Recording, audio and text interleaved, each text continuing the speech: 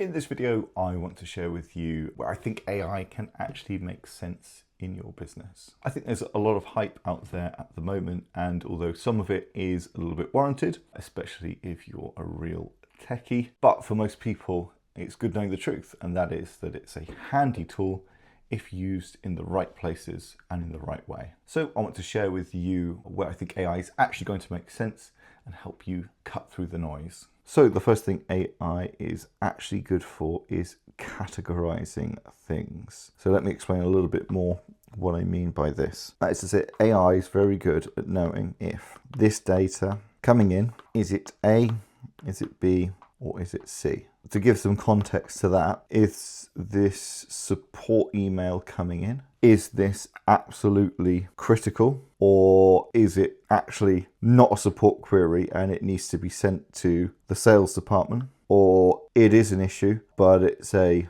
low priority item. AI is very good at understanding, with some time, effort, trial and error, it can be very good at understanding which of these buckets something might sit in. Another good example, probably not as handy in your day-to-day, but can be with some companies, is knowing, is this image that's been posted, is it graphic content or is it not? Is it okay? Now you may be wondering, what's the big deal? So what? Well, I'll explain in the next iPad doodle drawings how when we actually connect it to your systems and in the context of your data, it can produce some real business value. So using the support queries example again, the bit where it starts to become unique to your business is knowing what are the departments you've got, who are the team members there, what are their areas of expertise, what are they not good at, who's actually here and who's away on annual leave at the moment.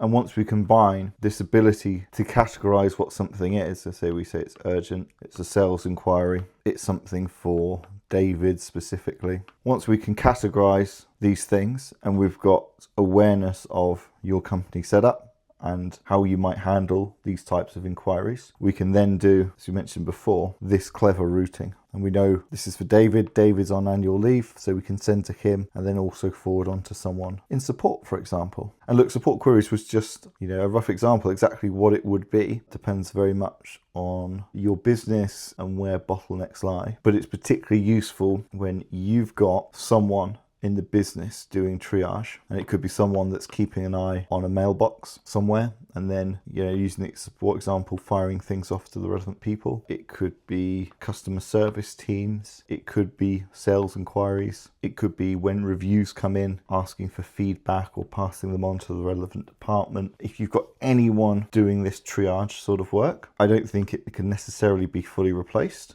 but you can supercharge their output with this AI layer involved. And certainly for some of these, AI can just take over 100%. And you might think, look, we don't want AI to take over 100%, but we don't have to. We can still have human visibility. We can have reporting over what's happened, what's it's done, and then tweak and course correct over time to make sure there aren't any misfires to the wrong place, which will happen, but we can dial them in over time. Now, you might think as well, this is quite a maybe minor time saving. If it's just someone forwarding, emails and things off, is it worth going through the effort?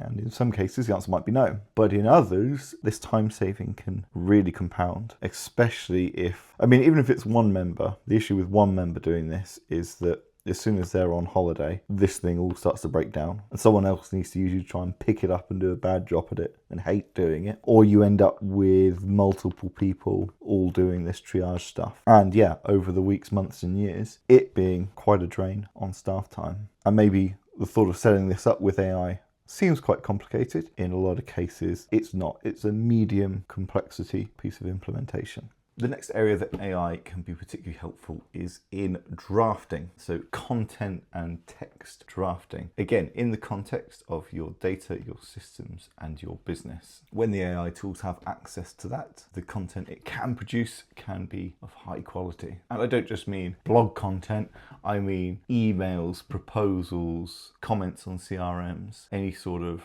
written material.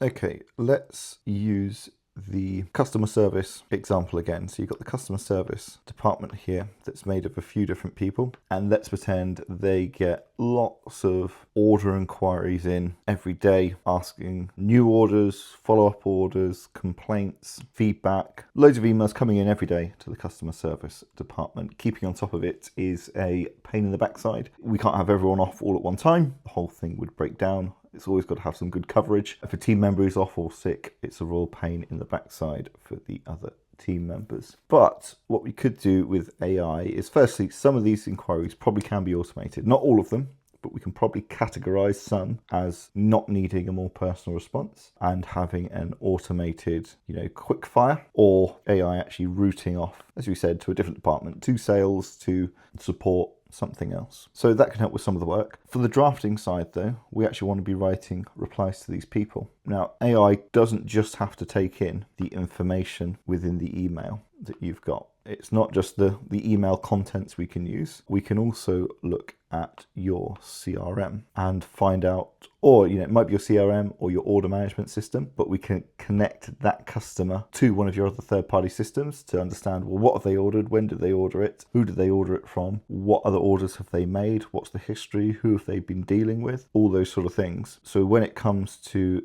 AI then actually drafting a response, it's got access to more data. And then the thing it can actually draft is actually pretty good quality. Not all the time. It can be leaps and bounds above just using the email contents when it's got access to some context about the query. And it might be one system, or it might be another system over here that it gets its information from as well. So these type of replies still need the human to check them. Say a human, one of the team to check them. But what we can do as well is to make sure that it does feel personalized. We don't want to make this a fully automated thing. We don't want people to think it sounds like AI's written it. I think that's bad. That's a bad experience. That's going to put people off. So yeah, these guys and girls, they need to proofread it.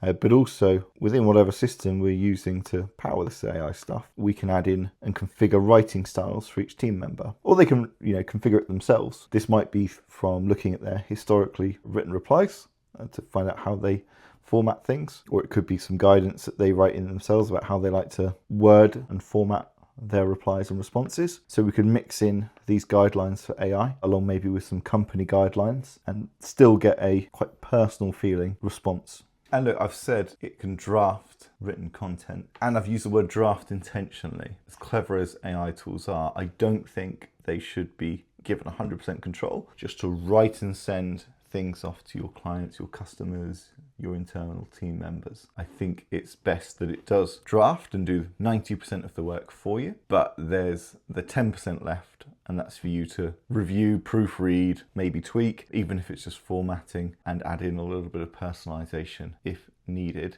And ultimately, still taking responsibility for what you send. If you'd like help understanding how categorizing data and drafting content could be of use in your business, please do check out the link in the description to this video to my quick wins roadmap. There we can go through and work out, first of all, is AI actually going to be the right thing to do now for you? If so, we can explore that. But maybe there's something else around systems and software and automations that might be a more obvious candidate for your time and attention.